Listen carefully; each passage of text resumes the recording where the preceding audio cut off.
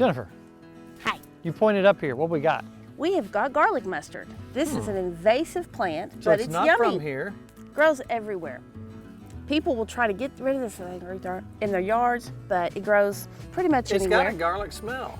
It's great in savory recipes. You can eat it raw or cooked. And there's son of a gun. plenty of it, so you don't have to worry about pulling up too much. Now let me ask you this. Is it good year round, or is it better in the spring when the leaves are I would probably get better it in now. the spring? I would get it now, yeah. Which is the way with most plants, in the early spring is when Later in the year, the more bitter things tend to taste, and some people prefer that, but right now is probably when it would be most suitable. So I could, how would you use this? Could you put it in a soup? You could saute it, put it in a soup, put it in a casserole. You could eat it raw, just a few pieces in a salad. I wouldn't use just this. I would mix it with other greens, I think. Interesting. Very garlicky. I think it'd be good in Italian dishes. Garlic mustard. Garlic mustard. Put that on my list. Okay. Let's go find something else.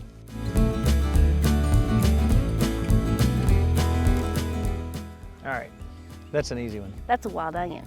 A little something to go with your garlic mustard. Oh.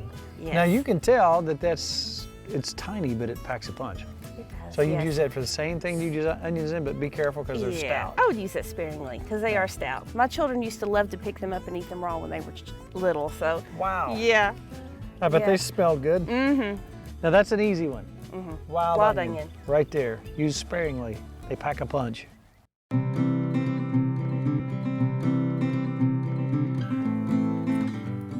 Henbit. Henbit. Henbit. Good for drying and making tea. Has Really? a very potent smell. If you crush it up, grows like crazy in people's gardens and in their yards, and they're pulling it up and can't miss it by the smell. Very distinctive smell when you're mowing and you hit a bunch of Yes. this. You always smell that. This is what you can smell in the summertime. So you make a Henbit. tea out of that. Do you dry the leaves first? Or Yes, you can dry them in the sun or in the oven or dehydrator, but it makes a nice tea. Well, son of a gun, this is an old-fashioned thing. Does it have any caffeine in it, or just I don't the believe so. taste? Henbit. Who knew?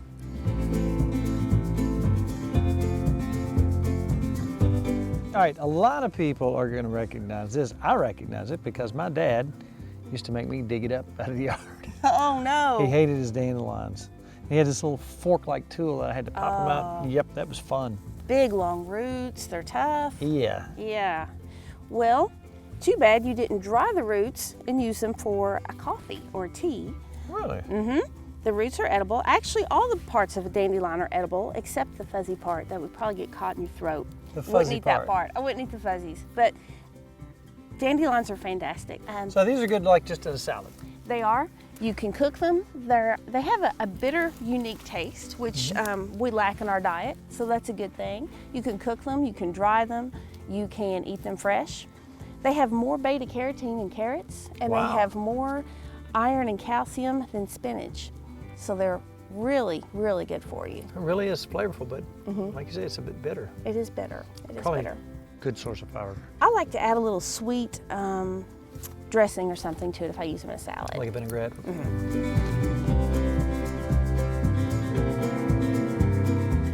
Now you said there was something else in here we need to look at. Wood sorrel, it's my favorite. Wood sorrel. Wood sorrel. It has vitamin C in it, and that's about the only thing it's really known for as far as nutritional value. It's easy to tell because it's 3 little hearts. It's the first thing I teach children when I do classes. It looks similar to clover, which has more like egg-shaped leaves. These have hearts, but when you eat it, very lemony and tart.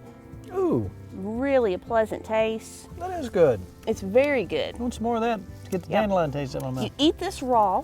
If you cook it, it turns dark brown and kind of ugly and loses its flavor. So you want to eat this fresh. That is But really it's good. wonderful. My kids love it. We like to grab it when we're on the trail. It's refreshing. Really nice plant.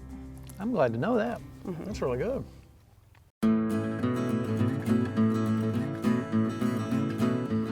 All right, now usually when you hear the word plantain, you think about little bananas, but Completely different plant. this right Plantain. here.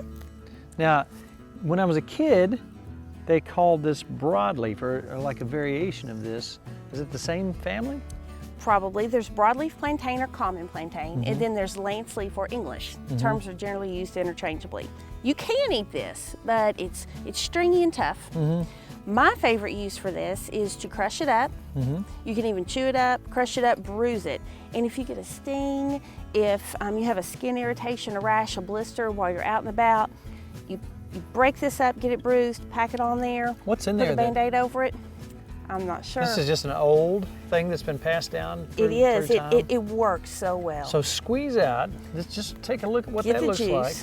Squeeze the fire out of it and just hold it on there. And just put it on there, and it's instant relief. You think, kidding. oh, this is so wonderful. Yeah. Next time, I got bees right up there, so next time I get stung, I'm gonna Yeah. try that. This is much better than anything you can buy for a sting.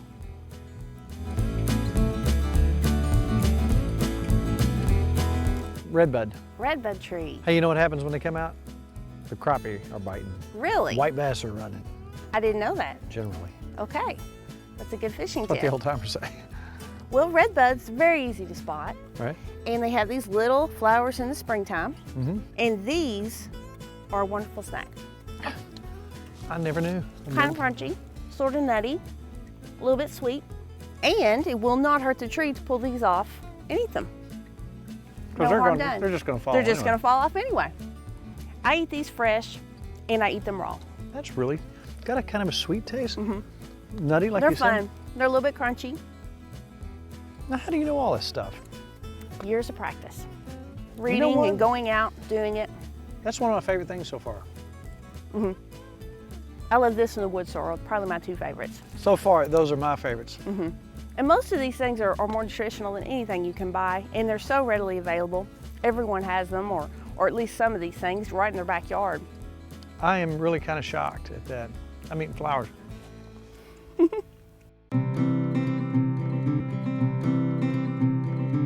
All right, now when I was a kid growing up in Mason County, we had a huge patch of these wild strawberries. Yum! Delicious. Awesome. So sweet.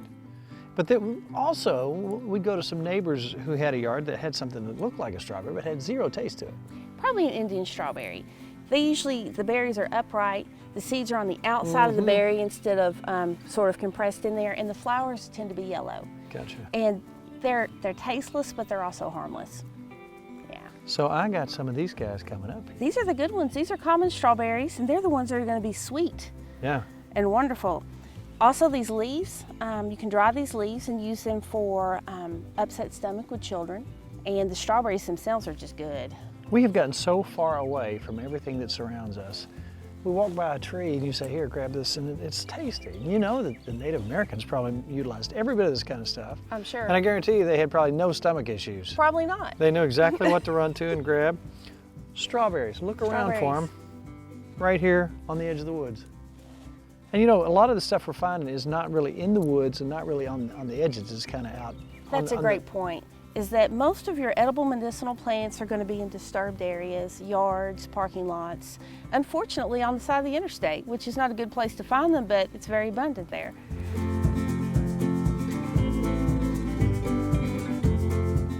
All right, we're walking down this trail here, we're going towards the water, and you said, I wish we could find some violets, and boom. Boom, there's one.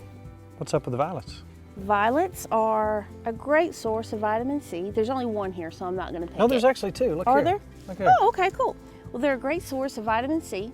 You eat the purple ones. A lot of times you'll see yellow ones and white ones. Don't eat the yellow ones and the white ones. They're a little more rare anyway, but those are not good for you. The purple ones, though, a mild sweet taste. They're full of vitamin C. You eat the very whole bud? easy to spot. Very mild, very pleasant tasting. You can also eat these leaves, but only eat the leaves if you find one with the flower attached. Oh, really? There's a lot of things that can look like this that aren't good for you, so only eat violet leaves if you find one with a violet on it. Now, I want to take this time right here to say that know these things carefully before you go. If you're a kid and you want to do this, you take your mom and dad with you, make sure they have some kind of guide and know for sure, because there are things out there that can make you sick. We don't want anybody to get sick. Let's go find something else. Stuff that you walk over and step on every day. Chickweed. Chickweed. Chickweed. It's very mild, wonderful for anyone with any kind of upset stomach, sore throat. It's very soothing in your system. Very mild. Just Tastes chew on wonderful. it? This is one of my favorite plants. In a survival type situation, a lot of times you can even dig through the snow if you know where to look for this already and find it. It's about the first thing to come up in the spring, and it'll stick around with us until it hits about 80, 85 degrees consistently, and then this is gonna die off, and it's gonna go away till next year. But it is a wonderful plant. Chickweed, just the leaves. You can eat the stems too, and the flowers. There's little bitty white flowers. I use this as a spinach replacement. I use it as Chickweed. spinach dip, except I have chickweed dip, and you can put it in lasagna, anything. Wonderful plant. I like it a lot.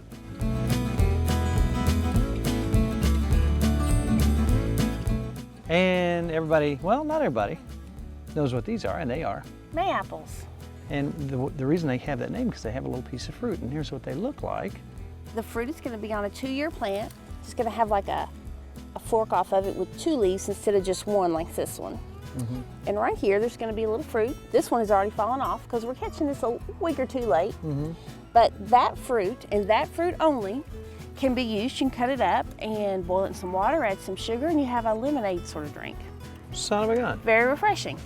Now, the plant itself is not edible, just the fruit. Just the fruit. Just so the stay away from the rest of it. Stay away from the rest Won't of do you it. any good.